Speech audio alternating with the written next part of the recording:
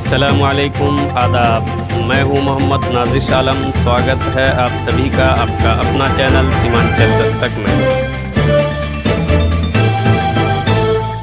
जैसा कि आप लोगों को मालूम है कि बिहार विधानसभा चुनाव का रिज़ल्ट जारी हो चुका है और एनडीए फुल बहुमत के साथ सरकार बनाने जा रही है।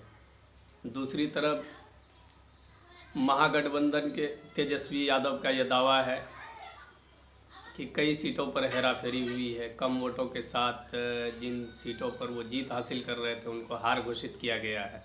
इस तरह का विपक्ष का आरोप है और आरजेडी का आज भी दावा है कि हम अभी भी सरकार बनाने के पक्ष में है और हमें उम्मीद है कि मेरी ही सरकार बनेगी। एक तरफ तो तेजस्वी यादव आरोप लगा रहे हैं एनडीए पर, दूसरी तरफ एनडीए सरकार बनाने की पूरी तैयारी में लगी हुई है। हालांकि अंदर खाने में बहुत कुछ अच्छा नहीं चल रहा है एनडीए में भी, लेकिन आपके सामने तीसरी एक और बात चल रही है।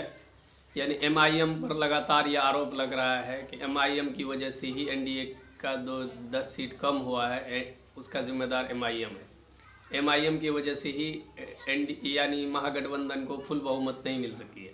तो हम आपके सामने कुछ आंकड़े लेकर आए हैं, उन आंकड़ों पर ज़रा ध्यान दीजिए कि क्या उन वाकई एमआईएम की वजह से महागठबंधन को नुकसान हुआ है या कोई और वजह थी।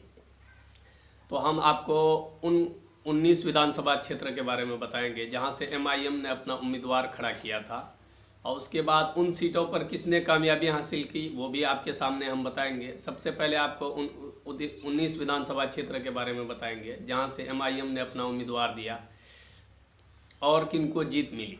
यानी 19 विधानसभा क्षेत्र में जो एमआईएम ने उम्मीदवार खड़ा किया उसमें 19 में से आरजेडी को 3 सीट पर आरजेडी ने जीत हासिल की है। उन 19 विधानसभा क्षेत्रों में 3 सीटों पर आरजेडी को कामयाबी मिली, 4 सीटों पर कांग्रेस को कामयाबी मिली और 2 सीटों पर सीपीआई-एमएल को कामयाबी मिली।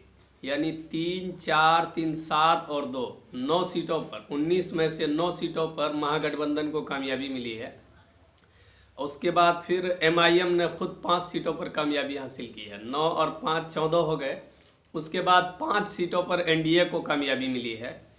एनडीए में से 3 सीट एनडीए बीजेपी के खाते में गई है, 1 सीट जेडीयू और 1 सीट वीआईपी। इस तरह से 19 विधानसभा क्षेत्रों में से 9 पर महागठबंधन का कब्जा है और 5 पर एमआईएम ने अपना कब्जा जताया और 5 पर एनडीए को कामयाबी मिली 19 में से। अब कहां से किनको कामयाबी मिली वो भी हम आपके सामने पेश करेंगे। सबसे पहले किशनगंज से कांग्रेस ने कामयाबी हासिल की, बहादुरगंज से एमआईएम ने, ठाकुरगंज से आरजेडी ने, कोचाधामन से एमआईएम ने, अररिया से कांग्रेस ने, जोकीहाट से एमआईएम ने, नरपतगंज विधानसभा से बीजेपी को कामयाबी मिली, अमौर से एमआईएम के प्रदेश अध्यक्ष अख्तरुल ईमान साहब को कामयाबी मिली, बायसी से सैयद रुकनुद्दीन एमआईएम, कस्बा से कांग्रेस, प्राणपुर से बीजेपी, सिकटा से सीपीआई-एमएल, मनिहारी से कांग्रेस, बरारी से जेडीयू, शेरघाटी से आरजेडी, फुलवारी से सीपीआई-एमएल, साहेबपुर कमाल से आरजेडी, छातापुर से बीजेपी, साहेबगंज से वीआईपी। यानी इस तरह से कामयाबी हासिल हुई है। 5 सीटों पर इनमें से एनडीए को कामयाबी मिली, बाकी 14 सीट एनडीए के विरोध में गया है। और इनमें से हम आपको बताना चाहेंगे 2 ऐसी सीट है जहां से पहले ही बीजेपी के खाते में ये सीट थी। वो 2 सीट ये है, एक प्राणपुर, दूसरा छातापुर। यानी ये 2 सीट ऐसी है जहां से पहले ही बीजेपी जीता हुआ था, दूसरी बार फिर बीजेपी को कामयाबी मिली है। अगर इन 2 सीटों को हटा दिया जाए तो बाकी 17 सीट बचता है। 17 में से 9 महागठबंधन, 5 एमआईएम, 9, 5, 14। उसके बाद जो 3 सीट बचता है वही 3 सीट पर एमआईएम बीजेपी को कामयाबी मिली।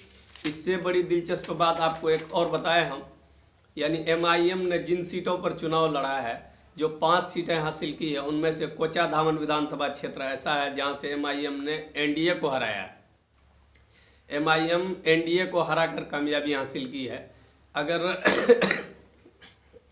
यानी जेडीयू के प्रत्याशी मुजाहिद आलम यहाँ के एमएलए थे, मुजाहिद आलम को हराकर इजहार अस्पी ने कामयाबी हासिल की है। उसके बाद हम जो 5 सीटों पर एनडीए को कामयाबी मिली है वो भी 5 सीटों के बारे में हम बताएंगे कि महागठबंधन को एमआईएम से कितना नुकसान हुआ है, वो आपको तय करना है।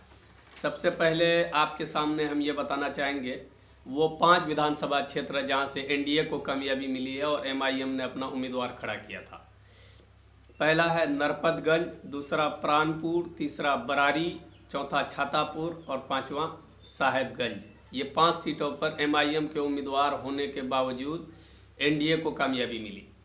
नरपतगंज के बारे में हम बताएंगे। सबसे पहले नरपतगंज, जहां से जयप्रकाश यादव भारतीय जनता पार्टी के उन्होंने कामयाबी हासिल की, उनको जो वोट मिला है 58,397 वोट। बीजेपी के प्रत्याशी को नरपतगंज में जो वोट मिला है 58,397 वोट।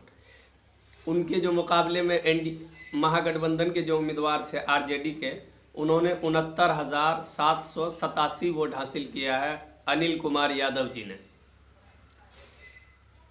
पहले प्रत्याशी बीजेपी के 98,397 और आरजेडी के प्रत्याशी 69,787। वोट का जो डिफरेंस है, जो अंतर से जो हार हुई है महागठबंधन को, वो 28,610 वोटों से गठबंधन को हार का सामना करना पड़ा है। लेकिन यहाँ पर एमआईएम को वोट मिला है 5,495, यानी 5,495 वोट एमआईएम ने हासिल किया। लेकिन एनडीए यहाँ से जीती है कितने वोटों से? 28,610 वोटों से। अगर एमआईएम का वोट भी आरजेडी के खाते में दे दिया जाए, मान लिया जाए कि ये 5,069 में 5 और एक ऐड कर लिया जाए तो 74 होंगे। लेकिन एनडीए के जो बीजेपी के प्रत्याशी है उन्होंने 98,000 वोट हासिल किया है, यानी 28,000 का डिफरेंस है। लेकिन एमआईएम ने 5,000 वोट हासिल किया है। कहने के बावजूद इनका भी अगर महागठबंधन में ऐड हो जाता है, एमआईएम ने अपना उम्मीदवार ना दिया होता, तो भी यहाँ से बीजेपी को कामयाबी मिलती। दूसरा विधानसभा क्षेत्र है प्राणपुर, जहाँ से भारतीय जनता पार्टी को कामयाबी मिली 79,974। मेरी तबीयत ख़राब है जिसकी वजह से आज तक हम वीडियो नहीं दे पा रहे थे कई दिन से। आज भी मुकम्मल तौर से हमारी तबीयत सही नहीं हो पाई है, लेकिन फिर भी लगातार वीडियो नहीं दे पा रहे थे, जिसकी वजह से हमने समझा कि नहीं, कोई वीडियो डालना चाहिए। प्राणपुर विधानसभा क्षेत्र, जहां से भारतीय जनता पार्टी के उम्मीदवार निशा सिंह, ये महिला कैंडिडेट है, इन्होंने कामयाबी हासिल की है। 79,974 वोट इन्होंने हासिल किया है। और इनके जो मुकाबले में महागठबंधन के उम्मीदवार थे तौकीर आलम, जो कांग्रेस पार्टी से थे, 77,002 वोट इन्होंने हासिल किया है। और भारतीय जनता पार्टी को 79,974 मिला है, यानी 2972 वोटों का अंतर है। यहाँ महागठबंधन और एनडीए के हार जीत में 2972 महागठबंधन और एनडीए के हार और जीत का जो अंतर है 2972 वोटों का। लेकिन एमआईएम के उम्मीदवार हसन महमूद अहमद ने 502 वोट हासिल किया इस विधानसभा क्षेत्र से।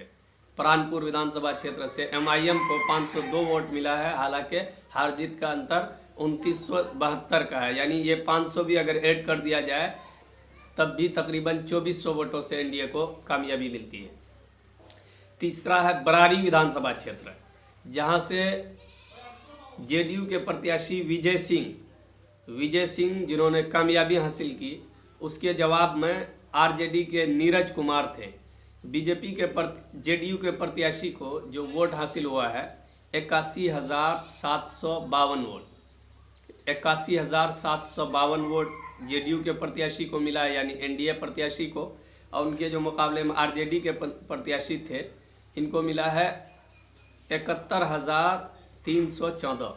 और जेडीयू को कितना मिला है? 81,752। वोट का जो डिफरेंस है हार जीत का 10,338, यानी 10,338 का डिफरेंस से हार जीत हुआ है एनडीए और महागठबंधन में। लेकिन यहाँ एमआईएम को के जो कैंडिडेट थे राकेश कुमार रोशन, जिन्होंने 6,598 वोट हासिल किया। हार जीत का अंतर 10,338 है, लेकिन एमआईएम को 6,598 वोट मिला है। यानी एमआईएम का वोट भी अगर इसमें जोड़ दिया जाए तब भी तकरीबन 4 से 5,000 वोटों से के अंतर से एनडीए को कामयाबी मिल सकती है। उसके बाद है चौथा विधानसभा क्षेत्र छातापुर, जहां से बीजेपी के प्रत्याशी नीरज कुमार सिंह जिन्होंने 93,755 वोट हासिल किए। इनके जो मुकाबले में थे आरजेडी प्रत्याशी विपिन कुमार सिंह, जिनको 73,120 वोट मिला।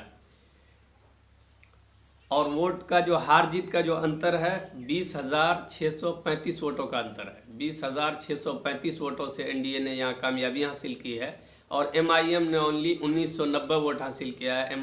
एमआईएम के प्रत्याशी मोहम्मद आलम थे, इन्होंने 1990 वोट हासिल किया है। हालांकि हार जीत का जो अंतर है वो 20,635, यानी आरजेडी के खाते में 73,000 में 2,000 और ऐड कर दिया जाए तो ये 75 हो जाएंगे, लेकिन एनडीए प्रत्याशी को 93,000 वोट मिले।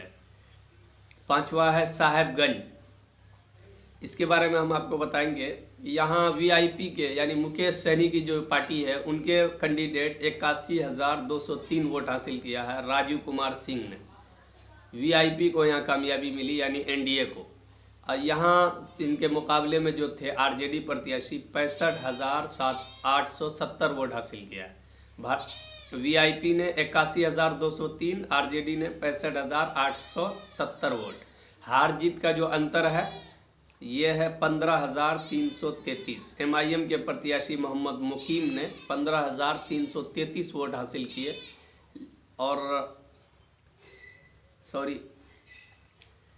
मोहम्मद मुकीम एमआईएम के जो प्रत्याशी थे 4,055 वोट हासिल किए। और हार जीत का एनडीए और महागठबंधन का जो अंतर है 15,333 का अंतर है, यानी इनको 4,000 को अगर ऐड कर दिया जाए आरजेडी में 65,469 होंगे, लेकिन उधर वीआईपी ने 81,000 वोट हासिल किया है, जब भी नहीं हो सकता है। आप इन आंकड़ों से आप खुद बता सकते हैं कि कितनी सीटों पर एमआईएम की वजह से महागठबंधन को नुकसान हुआ है। ये कुछ आंकड़े थे, हालांकि ये हम वो आंकड़े बताए हैं जहाँ से एमआईएम ने अपना उम्मीदवार खड़ा किया है। हालांकि ये आरोप कहीं ना कहीं सिद्ध भी है और सच भी है, क्योंकि ये हम उन सीटों के बारे में बताएं जहाँ से एमआईएम ने अपना उम्मीदवार खड़ा किया। इनके अलावा जैसे उपेंद्र कुशवाहा, मायावती इन लोगों के जो उम्मीदवार थे, इनकी वजह से महागठबंधन को कितना नुकसान हुआ है, कहां से कितना डिफरेंस से हार जीत हुआ है, वो भी आंकड़े हम आपके सामने पेश करेंगे। लेकिन सबसे ज़्यादा जो एमआईएम की और असदुद्दीन ओवैसी साहब का जो वर्चस्व देखा जा रहा था वो सीमांचल क्षेत्र में देखा जा रहा था।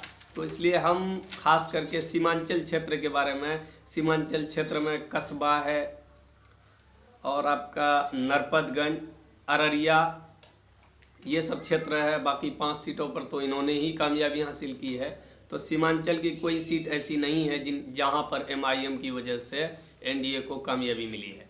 और बड़ी दिलचस्प बात यह है कि अगर 5 सीटों पर एनडीए को कामयाबी मिली है, उन सीटों पर 5 में से 2 सीटों पर पहले ही प्राणपुर और छातापुर ऐसा विधानसभा है जहां से पहले से ही बीजेपी जीती हुई थी। उनके अलावा 2-3 सीटों पर एनडीए को कामयाबी मिली है, जिनमें से खुद एमआईएम ने एनडीए को 1 सीट पर हराया है। बाकी पूरे आंकड़े आपके सामने हैं जो हम बताए हैं। और इस तरह के आंकड़े के साथ हम आपके सामने हाजिर होंगे।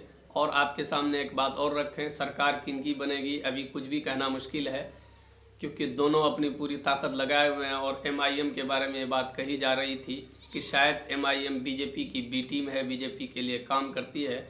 लेकिन प्रदेश अध्यक्ष अख्तरुल ईमान साहब ने हैदराबाद में असदुद्दीन ओवैसी साहब से जीत के बाद मिलकर जब आए, उन्होंने प्रेस कॉन्फ्रेंस के ज़रिए ये बात कह दी है, अगर आरजेडी, अगर महागठबंधन इस काबिल बन जाती है कि हमारी सीट की ज़रूरत महसूस हो, तो ज़रूर अवश्य हम उन्हें सीट देकर सरकार में सहयोग करेंगे। और जो बीजेपी के सवाल पर उन्होंने कहा एनडीए की तरफ जाने का कोई प्रश्न ही नहीं बनता है। अगर नौबत आती है, अगर ज़रूरत पड़ती है महागठबंधन को, तो हम उनके साथ उनको सहयोग ज़रूर करेंगे। बीजेपी को रोकने के लिए, भारतीय जनता पार्टी को रोकने के लिए जो भी कदम उठाना पड़ेगा, एमआईएम उसके लिए तैयार है। तो ये आंकड़े हम आपके सामने लेकर आए थे। ऐसे ही वीडियो के लिए, इस तरह की न्यूज़ के लिए हमारा वीडियो आपको कैसा लगा कमेंट बॉक्स में लिखें, लाइक करें और ज़्यादा से ज़्यादा शेयर करें और कमेंट करके बताएं, फीडबैक दें ये वीडियो आपको कैसा लगा।